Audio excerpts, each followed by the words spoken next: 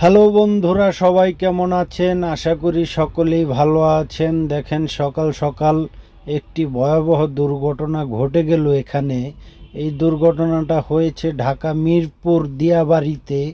এই যে গাড়িটি দেখতেছেন, ভোরবেলা এই দুর্ঘটনাটা ঘটে।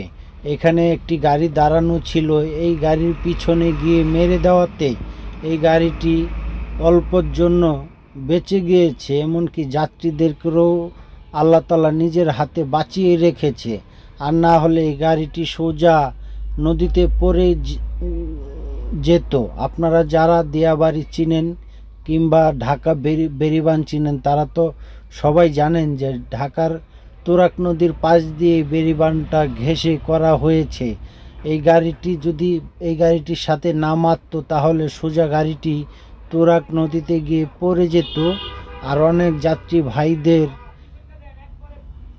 অবস্থা অনেক খারাপ হয়ে যেত। যাই হোক, সবই উপর আল্লাহর ইচ্ছা। বাঁচিয়ে রাখারও মালিক আল্লাহ, মারারও মালিক আল্লাহ। তো সবাই সবার জন্য দোয়া করবেন। আর এই যে সকল ড্রাইভার ভাইদেরকে বলবো, এক ঘুম নিয়ে গাড়ি চালাবেন না। এখন শীতকাল, যেহেতু একটু দেখে শুনে গাড়ি চালাবেন, এটাই আমি বলবো। আপনারা কে কে এই ভিডিওটা দেখবেন, অবশ্যই আমাকে একটু মেসেজ করে জানিয়ে যাবেন যে আপনারা দিয়াবাড়ি চিনেন কিনা। সবাই ভালো থাকবেন, সুস্থ থাকবেন।